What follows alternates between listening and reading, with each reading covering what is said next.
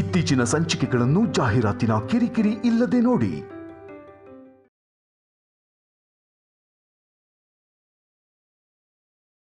ನಮಸ್ಕಾರ ಜಮೀನ್ದಾರರಿಗೆ.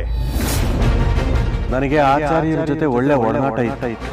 ಈಗ ಗೊತ್ತಾಗ್ಬಿಡುತ್ತೆ ಎಲ್ಲ ಸುಳ್ಳು ಇಲ್ಲಿಗೆ ಮುಗಿದು ಹೋಗುತ್ತೆ. ಬನ್ನಿ ಆಚಾರ್ಯ, ಕೂತ್ಕೊಳ್ಳಿ.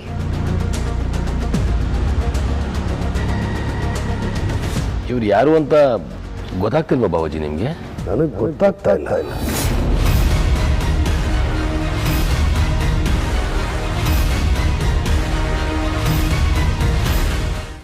ಓಹೋ, ನನಗೊಂದು ವ್ಯವಸ್ಥೆ ಮಾಡಿದ ಹಾಗೆ ತ್ರಿಶೂಲ್ಗೂ ಒಂದು ವ್ಯವಸ್ಥೆ ಮಾಡ್ತಾನಲ್ಲ.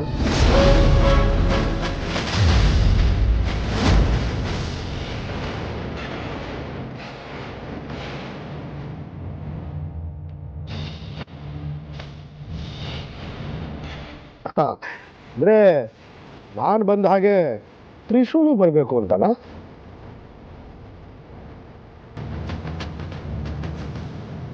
ಯಾಕೆ ಎಲ್ರು ಅಷ್ಟು ಗಾಬರಿ ಆಗಿದ್ದೀರಾ? ಇವಳು ಈ ಲೋಕದೋಳೆ ಅಲ್ಲ ಅಂತ ಹೇಳಿದೆ, ಅದು ಸತ್ಯ.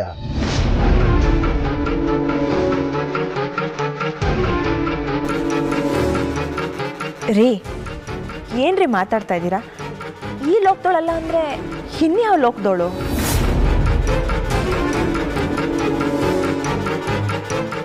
ಏನು ಹೇಳ್ತಿದ್ದೆ ನೀನು? ನಿಜಾನೇ ಧನು, ಈ ಲೋಕದಲ್ಲಿ ಯಾರಿಗಾದ್ರೂ ದೇವ್ರ ಬಗ್ಗೆ ಇಷ್ಟೊಂದು ನಿಷ್ಠೆ ಇರುತ್ತಾ?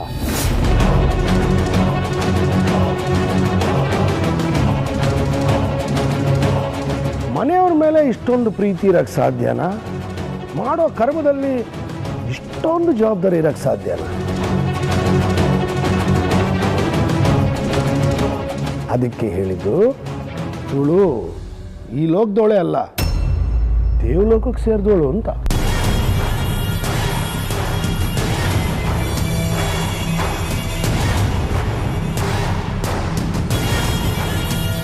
ದೇವರ ಅಂಶ ಇದೆ ಇವಳಲ್ಲಿ, ಅದಕ್ಕೆ ಇವಳು ಇಂಥ ಕೆಲಸ ಮಾಡೋಕೆ ಹೊರಟಿರೋದು ಅಲ್ವಾ ಶಿವಾನಿ?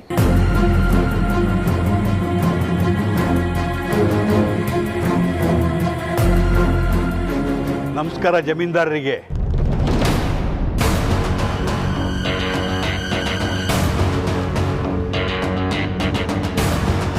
ನನಗೆ ಆಚಾರ್ಯರ ಜೊತೆ ಒಳ್ಳೆ ಒಡನಾಟ ಇತ್ತು.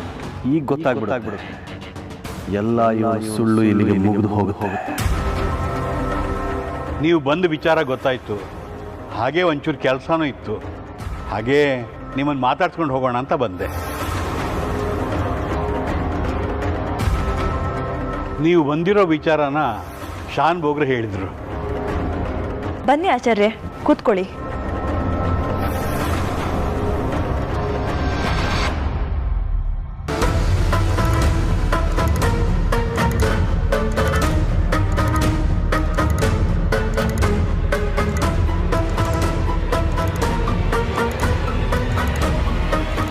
ನನಗೆ ಗೊತ್ತಾಗ್ತಾ ಇಲ್ಲ.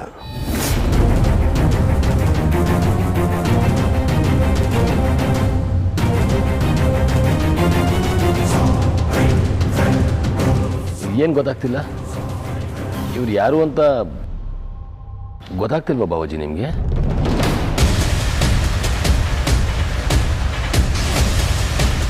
ನಿಮಗೆ ನಾನು ಯಾರು ಅಂತ ಗೊತ್ತಾಗ್ತಿಲ್ವಾ? ನೀವು ಊರಿಂದ ಹೋಗಿ ಇನ್ನು 6 ತಿಂಗಳಾಗಿಲ್ಲ, ಅಷ್ಟು ಬೇಗ ನನ್ನನ್ನು ಮರೆತುಬಿಟ್ರ?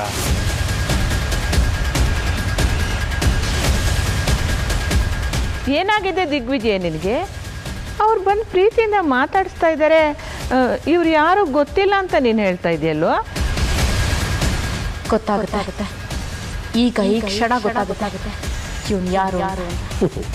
ವಾ, ನಾನು ಹೇಳಿದ್ದು ಇವ್ರಿಗೇನೇ ಹೆಲ್ಪ್ ಮಾಡಿದ್ರು ಹೀಗೆ ಇರ್ತಾರಲ್ಲ, ಬದಲಾಗೋದೇ ಇಲ್ವಲ್ಲ ಅಂತ ನಾನು ಹೇಳಿದ್ದು. ಆಚಾರ್ಯ, ನಿಮಗೆ ಹಾಲ್ನಳ್ಳಿಲಿ 20 ಎಕರೆ ಜಮೀನು ಕೊಡ್ತೀರಿ, ಅಲ್ಲಿ ಹಾಯಾಗಿ ಹೋಗಿರಿ ಹಿಂದೆ, ನೀವು ತಗೊಳ್ಳೇ ಇಲ್ವಾ? ಅರೆ ಇದು ನಾನು ಹೇಳಿದ್ದು. ಇವನಿಗೆ ಹೇಗೆ ಗೊತ್ತಾಯ್ತು?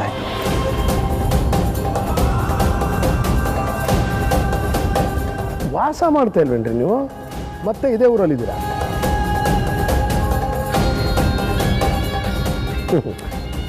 ನಿಮ್ಗೇನೇ ಕೊಟ್ಟರು ದೇವ್ರ ಕೆಲಸ ಬಿಟ್ಟು ಇನ್ನೊಂದು ಮಾಡಲ್ಲ ಅಂತ ಬದುಕ್ತಾ ಇದ್ದೀರಲ್ಲ. ನಿಮ್ಮ ಮನಸ್ಸು ಗೊತ್ತಾಗ್ತಿಲ್ಲ ಅಂದೆ, ನೀವು ಗೊತ್ತಿಲ್ಲ ಅಂತನ್ನ.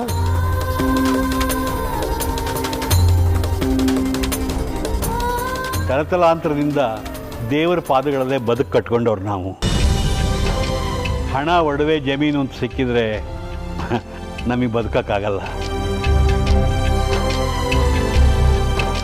ಈ ಮನೆ ಆಶೀರ್ವಾದದಿಂದ ನನ್ನ ಮಗಳ ಮದುವೆ ನಡೆಯುತ್ತೆ. ನೀವು ಬಂದಿದ್ದೀರಲ್ಲ, ಇನ್ನೂ ಚೆನ್ನಾಗೇ ನಡೆಯುತ್ತೆ.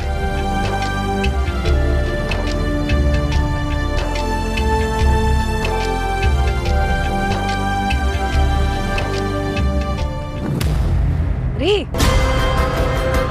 ಉಳ್ಳಾಕಪ್ಪ ಬಂದ್ಲು. ಏನೇ ಮದು? ಎಲ್ಲಿಗೆ ಹೋಗಿದ್ರಿ? ಎಲ್ಲಿಗೆ ಹೋಗಲಿ, ಅಂಗಡಿಗೆ ಹೋಗಿದೆ. ಬೇಳೆ, ಬೆಲ್ಲ, ಗೋಡಂಬಿ, ದ್ರಾಕ್ಷಿ ಎಲ್ಲ ತರಕ್ಕೆ ಹೋಗಿದೆ ಕಣೆ. ಯಾಕ್ರಿ ಇದೆಲ್ಲ? ಪಾಯಸಕ್ಕೆ. ಪಾಯಸನಾ? ಯಾರಿಗೆ? ಇನ್ಯಾರಿಗೆ? ಯಜಮಾನ್ರಿಗೆ. ಯಜಮಾನ್ರಿಗ? ಬನ್ನಿ ನಾನೇ ಮಾಡ್ಕೊಡ್ತೀನಿ. ಬೇಡ ಮದು, ನನಗಾಗಿದ್ರೆ ನೀನು ಮಾಡ್ಕೊಡ್ಬೋದಾಯ್ತು. ಯಜಮಾನ್ರಿಗೆ ನಾನೇ ನನ್ನ ಕೈಯಾರ ಮಾಡ್ಕೊಡ್ಬೇಕು ಅಂತ ಆಸೆ ನನಗೆ. ಏನ್ರಿ ಹೇಳ್ತಾ ಇದ್ದೀರಾ? ಯಜಮಾನ್ರಿಗೆ ನೀವು ಪಾಯಸ ಮಾಡ್ಕೊಡ್ತೀರಾ? ಯಜಮಾನ್ರಿಗೆ ಹೆಸರುಬೇಳೆ ಪಾಯಸ ಅಂದರೆ ತುಂಬ ಇಷ್ಟ. ಅದು ಸುಧಾಮ ಶ್ರೀಕೃಷ್ಣ ಪರಮಾತ್ಮನಿಗೆ ಅವಲಕ್ಕಿ ತೊಗೊಂಡೋಗಿ ಕೊಟ್ಟಾಗ ಆ ಪರಮಾತ್ಮ ಎಷ್ಟು ಪ್ರೀತಿಯಿಂದ ಅವಲಕ್ಕಿ ತಿನ್ನೋ, ನಾನು ಪಾಯಸ ತೊಗೊಂಡೋದ್ರೆ ಯಜಮಾನ್ರು ಅಷ್ಟೇ ಪ್ರೀತಿಯಿಂದ ಕುಡಿತಾರೆ. ನೀವ್ ಏನ್ ಹೇಳ್ತಿದ್ದೀರೋ ನನಗೊಂದು ಅರ್ಥ ಆಗ್ತಿಲ್ಲ ರೀ. ಅವತ್ತು ಯಜಮಾನ್ರು ಮನೆಗೆ ವಾಪಸ್ ಬಂದಾಗ ಒಂಥರ ಇದ್ರಿ, ಇವಾಗ ನೋಡಿದ್ರೆ ಅವ್ರಿಗೆ ಪಾಯಸ ಮಾಡ್ಕೊಂಡು ಹೋಗ್ತೀನಿ ಅಂತ ಹೇಳ್ತಿದ್ದೀರಾ? ಅದು ನಿನಗೇನು ಗೊತ್ತಾಗೋದಿಲ್ಲ, ಸ್ವಲ್ಪ ಸುಮ್ಮನೆ ಇರ್ತೀಯಾ?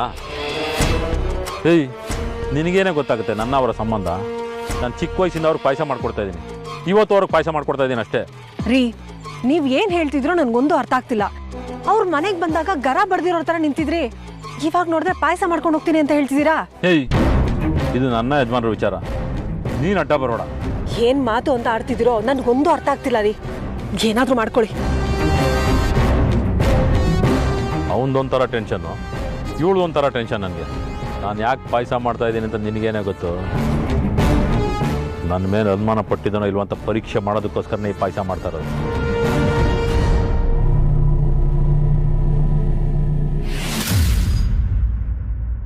ಏನು ದಮಯಂತಿ, ಶಿವಾನಿ ಇವ್ರ ಮಗಳು ಮದುವೆ ಮಾಡಿಸ್ತಾ ಇದ್ದಾಳ?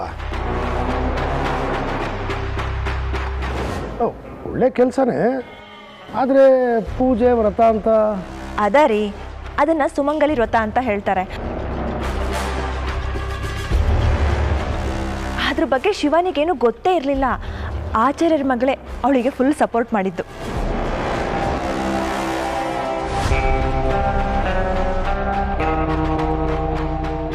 ಆಗ ಅವಳ ಜಾತಕದಲ್ಲಿ ತೊಂದರೆ ಇತ್ತು. ಅಂಥ ಜಾತಕ ಹುಡುಗನೇ ಬೇಕು ಅಂತ ಇವಳೇ ಗಂಡು ಹುಡುಕಿ ಮದುವೆ ಗೊತ್ತು ಮಾಡಿ ತಯಾರಿನೂ ಮಾಡ್ತಾ ಇದ್ದಾಳೆ.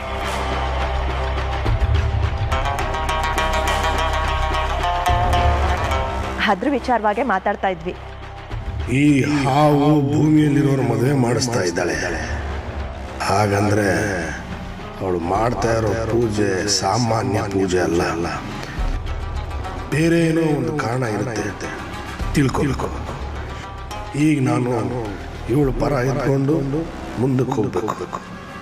ಎಲ್ಲರೂ ನೋಡ್ತಾ ಇದ್ದಾರೆ. ಯಜಮಾನ್ರ, ಆನಂದೇಶ,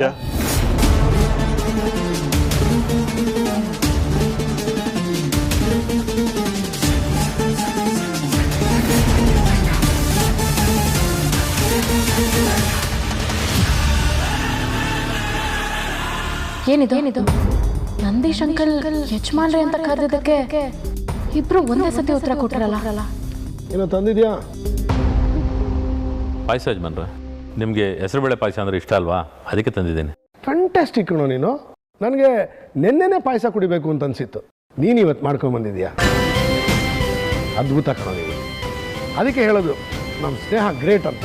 ಕೊಡು.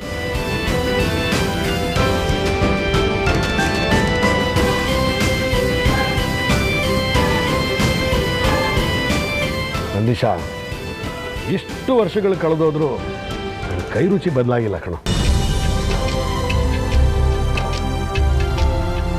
ರೀ, ನಾವೆಲ್ಲರೂ ಸೇರಿ ಮದುವೆ ಮಾಡಬೇಕು ಅಂತ ನಿರ್ಧಾರ ಮಾಡಿದ್ದೀವಿ. ಅದಕ್ಕೆ ನಿಮ್ಮ ಒಪ್ಪಿಗೆನೂ ಬೇಕು. ಅರ್ಚಕ್ರೆ, ನಿಮ್ಮ ಮಗಳು ಮದುವೆ ವಿಚಾರ ಮಾತಾಡ್ತಿದ್ದಂಗೆ ನನ್ನ ಸ್ನೇಹಿತ ಪಾಯಸ ತಂದು ಕೊಟ್ಬಿಟ್ಟ. ನೀವು ಮದುವೆನ ಎಷ್ಟು ಅದ್ಧೂರಿಯಾಗಿ ಮಾಡಬೇಕು ಅಂತಿದ್ದೀರೋ ಅದಕ್ಕಿಂತ 10 ಪಟ್ಟು ಅದ್ಧೂರಿಯಾಗಿ ಮಾಡ್ತೀನಿ. ನನ್ನ ಸಹಕಾರ ನಿಮಗಿದೆ.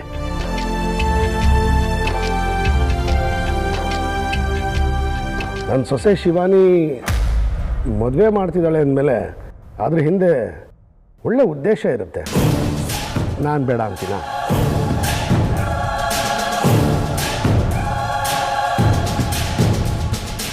ಇಲ್ಲಿಗೆ ಬಂದಿದ್ದು, ತಮ್ಮನ್ನು ನೋಡಿದ್ದು ತುಂಬ ಸಂತೋಷ ಆಯಿತು. ನಾನಿನ್ನು ಬರ್ತೀನಿ. ಹೋಗಿ ಬನ್ನಿ ಆಚಾರ್ಯ. ಏನೇ ಸಹಕಾರ ಬೇಕಾದರೂ ನನಗೆ ಫೋನ್ ಮಾಡಿ, ಅಥವಾ ನೀವೇ ಬರ್ಬೋದು. ಇದನ್ನು ನಿಮ್ಮನೆ ಅಂತಲೇ ಅಂದ್ಕೊಳ್ಳಿ. ಸಂತೋಷ. ಒಳ್ಳೆಯದು.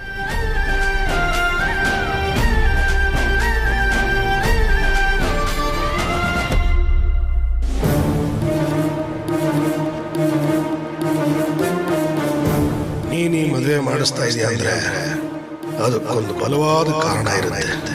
ಅದು ನಾಗಮಣಿಗೆ ಸಂಬಂಧಪಟ್ಟಿದ್ದೇ ಆಗಿರುತ್ತೆ. ಹಾಗಾಗಿ ನಾನು ಅನ್ಕೊಂಡೆ ಮದುವೆ ಮಾಡಿಸು. ಏನ್ರಿ ಯೋಚನೆ ಮಾಡ್ತಾ ಇದ್ದೀರಾ? ಮದುವೆ ಹುಡುಗನ ಬಗ್ಗೆ ಯೋಚನೆ ಮಾಡ್ತಾ ಇದ್ದೆ. ಯಾವ ಕಡೆಯವನು, ಯಾವ ಊರಿನವನು? ಒಳ್ಳೆಯವನ? ಅದಾ, ಅವನು ಅನಾಥಾಶ್ರಮದಲ್ಲಿ ಬೆಳೆದವನು. ತುಂಬ ಒಳ್ಳೆ ಹುಡುಗ ಕಣ್ರಿ. ಹಾಗಾದ್ರೆ ಮದುವೆ ನಡೀಲಿ. ಬೇಡ, ಈ ಮದುವೆ ನಡೆಯೋದು ಬೇಡ.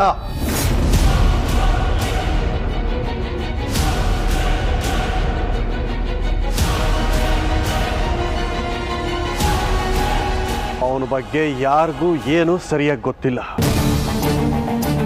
ಈ ಮದುವೆ ನಡೆಯೋದು ಸರಿಯಲ್ಲ.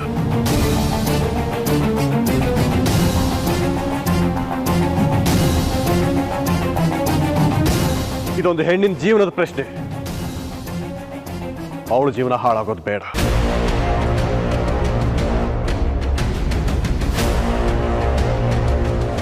ಹೌದು ಸರ್, ಇವ್ರು ಹೇಳ್ತಾ ಇರೋದು ಕರೆಕ್ಟ್ ಆಗೇ ಇದೆ. ನನಗೂ ಈ ಮದುವೆ ನಡೆಯೋದು ಇಷ್ಟ ಇಲ್ಲ.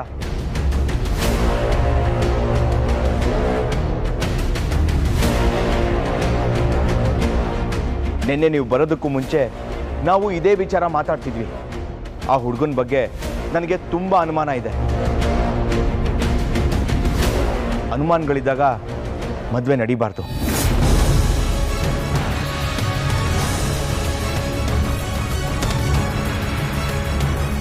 ಅಭಯ್ ಅವರೇ, ಈಗ ಸ್ವಲ್ಪ ಸುಮ್ಮನೆ ಇರ್ತೀರಾ? ಶಿವಾನಿ ಅವರೇ, ನೀವು ಸುಮ್ಮನಿರಿ. ಇದು ಒಂದು ಹುಡುಗಿ ಜೀವನದ ಪ್ರಶ್ನೆ. ಹುಡುಗಿ ಜೀವನ ಹಾಳಾಗಬಾರ್ದು, ಈ ಮದುವೆ ನಡೀಬಾರ್ದು.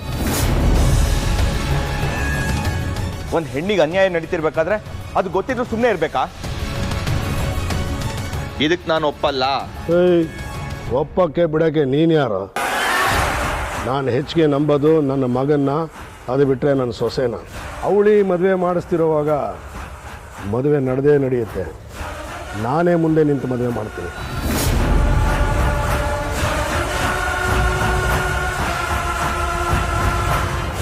ಬೇಡ ಸರ್, ದಯವಿಟ್ಟು ನನ್ನ ಮಾತು ಕೇಳಿ. ಈ ಮದುವೆ ನಡೀಬಾರ್ದು. ಈ ಮದುವೆಗೆ ಯಾರೇ ಒಪ್ಪಿದ್ರು ನಾನು ಒಪ್ಪಲ್ಲ. ಯಾರೋ ನೀನು?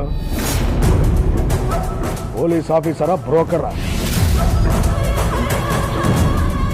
ಒಂದು ವೇಳೆ ನಂದೀಶ ಈ ಮದುವೆ ಬೇಡ ಅಂದಿದ್ರೆ ಒಪ್ಕೊಂತಿದ್ನೋ ಏನೋ.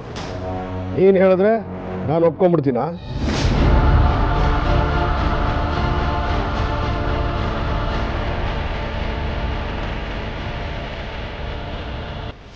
ನಿಮ್ಮ ಕೆಲಸ ಎಷ್ಟಿದೆ ಅಷ್ಟು ಮಾಡು.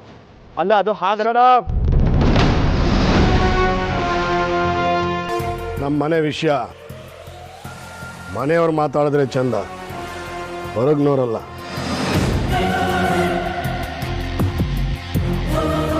ನಾನು ನನ್ನ ಸೊಸೆಗೆ ಮಾತು ಕೊಟ್ಟಾಯ್ತು, ಈ ಮದುವೆ ನಡೆದೇ ನಡೆಯುತ್ತೆ. ಯಾರು ಇದನ್ನು ತಡೆಯಕ್ಕಾಗಲ್ಲ.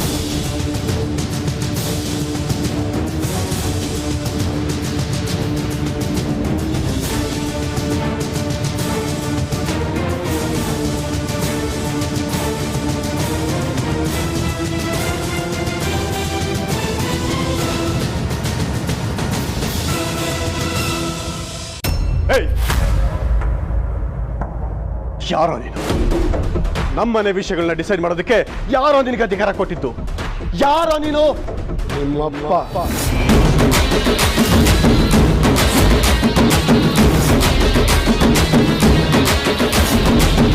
ರೇ ನಮ್ಮಪ್ಪ. ಮನೆ ಹಿರಿ ಮಗನಿಗೆ ಈ ಅಧಿಕಾರ ಎಲ್ಲ ಕೊಟ್ಟಿದ್ದು ಅಪ್ಪ ತಾನೆ, ಅದಕ್ಕೆ ಹಾಗಂದೆ. ಯಾಕೋ ಉರ್ಕೊಂಡು ಸಾಯ್ತೀಯ? ಸತ್ತ ಮೇಲೆ ಚಿತೆಯಲ್ಲಿ ಉರಿಯೋದು ಇದ್ದೇ ಇದೆ. ಬದುಕಿದ್ದಾಗಲೇ ಯಾಕೆ ಉರ್ಕೋತೀಯ? Relax man. ಏನೋ ರಿಲ್ಯಾಕ್ಸ್ ತಲೆ. ನನ್ನ ಮನೆಗೆ ಬಂದು ನನ್ನ ಹೆಸರು ಹೇಳ್ಕೊಂಡು ಮೆರಿತಾ ಇದೆಯಾ ನೀನು?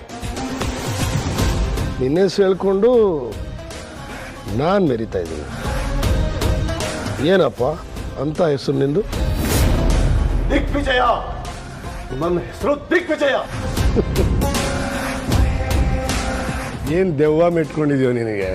ನಾನು ಇಲ್ಲದೆ ಇದ್ದಾಗ ಮನೆಗೆ ಬಂದು ಅಧಿಕಾರ ಅನುಭವಿಸಿ ನೀನೇ ದಿಗ್ವಿಜಯ ಅನ್ನೋ ಭ್ರಮೇಲಿದೆಯಾ?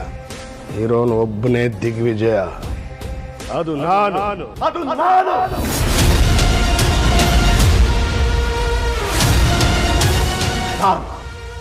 ನಾನು ದಿಗ್ವಿಜಯ.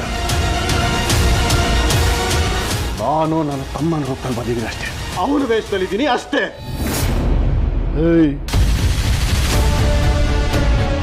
ಹಾಗಾದ್ರೆ ನಾನು ಯಾರು? ಅದನ್ನೇ ನಾನು ಕೇಳ್ತಿರೋದು, ನೀನ್ ಯಾರು ಅಂತ. ನಾನು ದಿಗ್ವಿಜಯ, ಅದು ನನಗೂ ಗೊತ್ತು, ನಿನಗೂ ಗೊತ್ತು.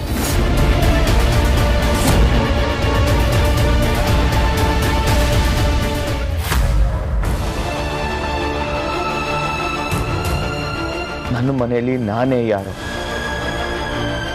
ಇಲ್ಲಿರೋರೆಲ್ಲ ಯಾರು?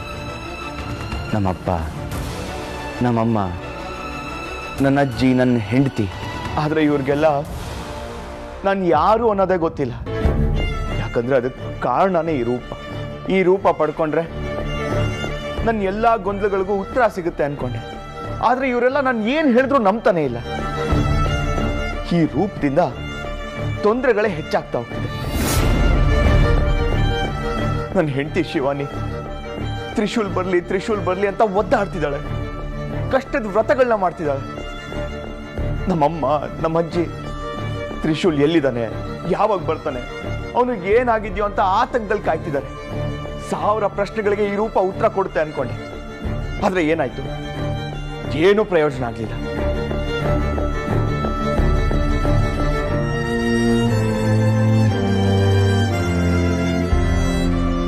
ಬರೀ ಗೊಂದಲಗಳೇ, ಬರೀ ಸಮಸ್ಯೆಗಳೇ ಕೊಡ್ತಿರೋ ಈ ರೂಪ ನನಗ್ ಬೇಡ. ಹೋಗ್ತೀನಿ, ಈಗಲೇ ಹೋಗ್ತೀನಿ. ನನ್ನ ಮೂಲ ರೂಪ ಪಡ್ಕೊಳ್ತೀನಿ. ಈ ಮನೆಗೆ ಮನೆ ಮಗ ತ್ರಿಶೂಲ್ ಆಗಿ ವಾಪಸ್ ಬರ್ತೀನಿ. ಇವ್ರುಗಳು ಯಾರು ಅಭಯ್ನ ಒಪ್ಪದೇ ಇರ್ಬೋದು. ನನ್ನ ಶಿವಾನಿ ಅಭಯ್ ಮಾತನ್ನ ನಂಬದೇ ಇರ್ಬೋದು. ತ್ರಿಶೂಲ್ ಆಗಿ ವಾಪಸ್ ಬರ್ತೀನಿ. ತ್ರಿಶೂಲ್ ಮಾತನ್ನ ನಂಬಲೇಬೇಕು. ಆ ವಿಶೇಷ ಒಂದು ಹಾವು ಅವನು ಮಯೂರಿನ ಮದುವೆ ಆಗಿ ಸಾಯಿಸೋ ಯೋಚನೆ ಇದ್ದಾನೆ. ಇದನ್ನ ಅಭಯ್ ಆಗಿ ಹೇಳಿದ್ರೆ ನಂಬಲಿಲ್ಲ. ಹೋಗ್ತೀನಿ, ತ್ರಿಶೂಲ್ ರೂಪ ಪಡ್ಕೊಂಡು ಬರ್ತೀನಿ. ಆಗ ಶಿವಾನಿ ನಾನು ಈ ವಿಷಯ ಹೇಳಿದ್ರೆ ನಂಬಲೇಬೇಕು. ನಂಬ್ತಾಳೆ. ಹೌದು, ಈಗಲೇ ಹೋಗ್ತೀನಿ. ಈಗಲೇ ಹೋಗಿ ನನ್ನ ಮೂಲ ರೂಪನ ಪಡ್ಕೋತೀನಿ.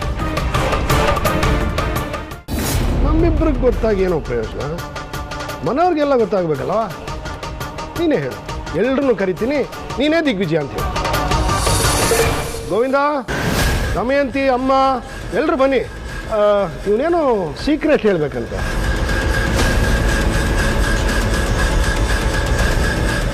ಜೋರಾಗಿ ಕೂಗ್ಲ ಎಲ್ಲರನ್ನು?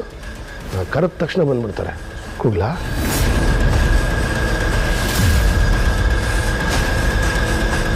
ಓ, ಕೂಗೋದು ಬೇಡ ಅಂತೀಯಾ? ಸರಿ, ಹಾಗಾದ್ರೆ ನಾವೇ ಒಟ್ಟಿಗೆ ಹೋಗಿ ಹೇಳೋಣ.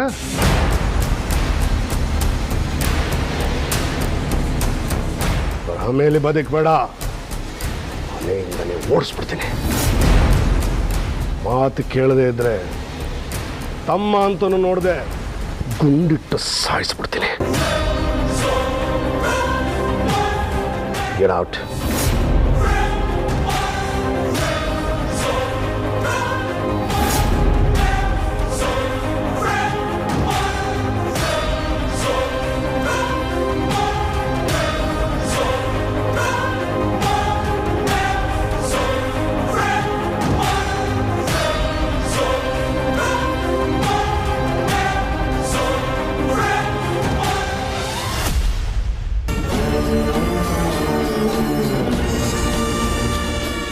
ದಿಗ್ವಿಜಯ್ ಅಂತೆ, ದಿಗ್ವಿಜಯ್.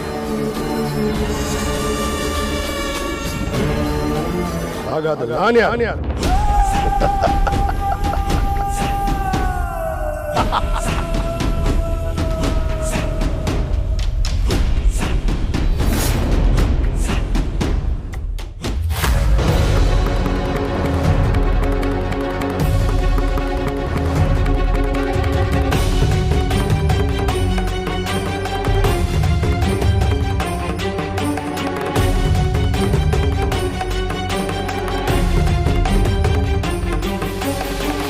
ಈ ದೇಹದಲ್ಲಿರೋದು ನನ್ನ ಆತ್ಮ, ಅಂದ್ರೆ ತ್ರಿಶೂಲಾತ್ಮ.